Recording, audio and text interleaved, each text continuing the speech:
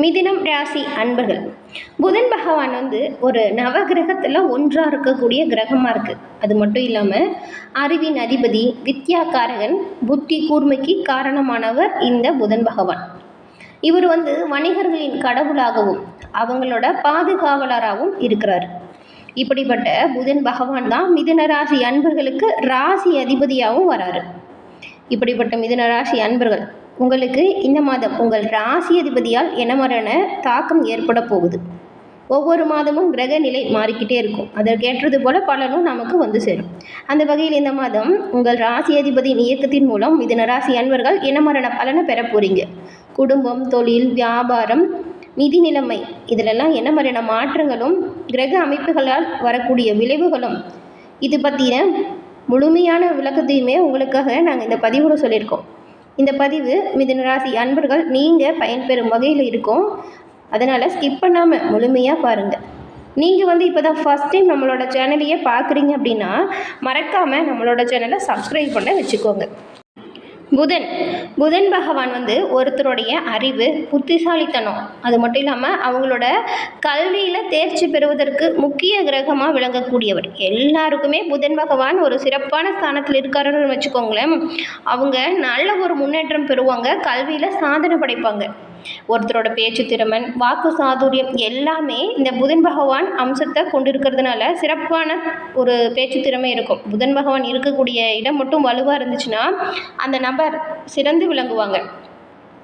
அவங்களோட பேச்சின் மூலம் தீராத பிரச்சனையுமே தீர்த்து வைக்கக்கூடிய வல்லமையை பெறுவாங்க. சூழ்நிலைகளை சமாளிக்கவும் புதன் உதவி செய்வார்.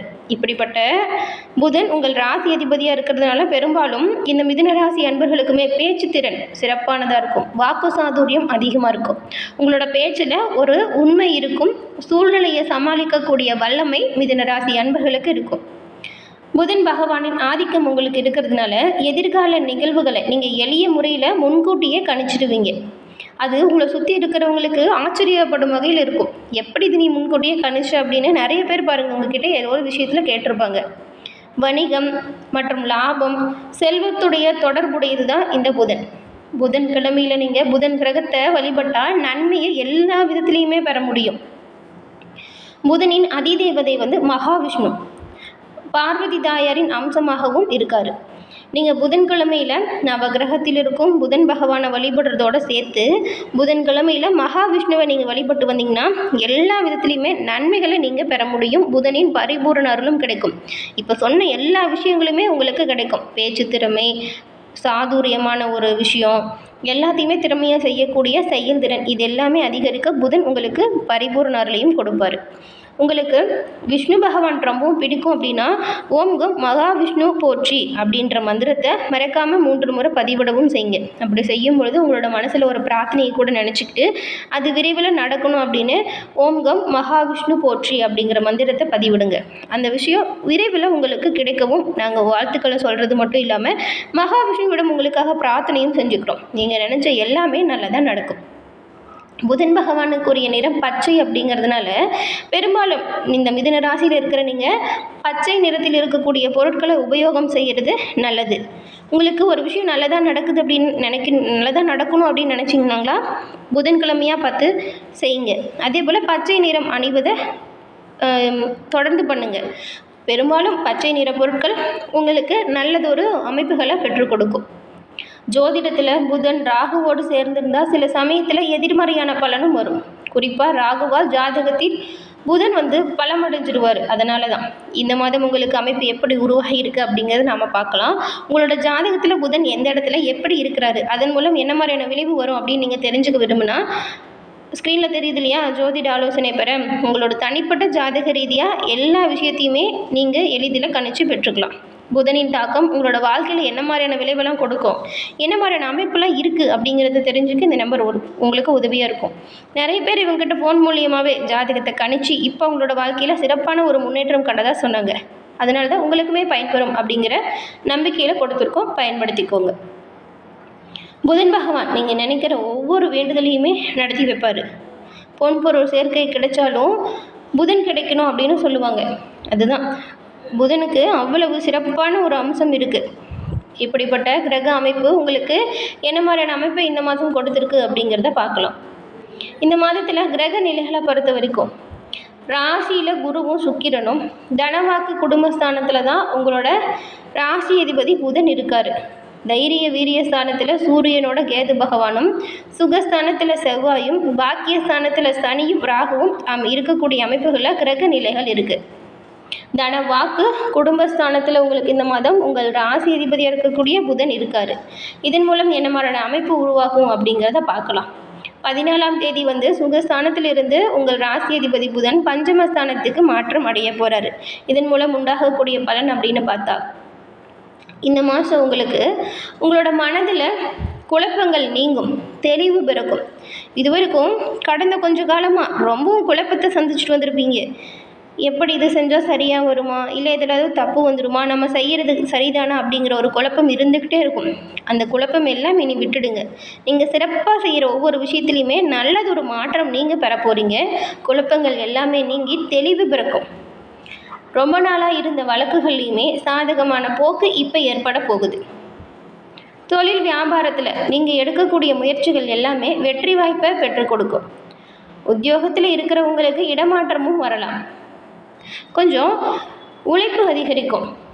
ஆனாலும் அரசாங்கத்தின் மூலம் நீங்கள் எதிர்பார்த்த அனுகூலமான நன்மை ஒன்று கிடைக்கும்.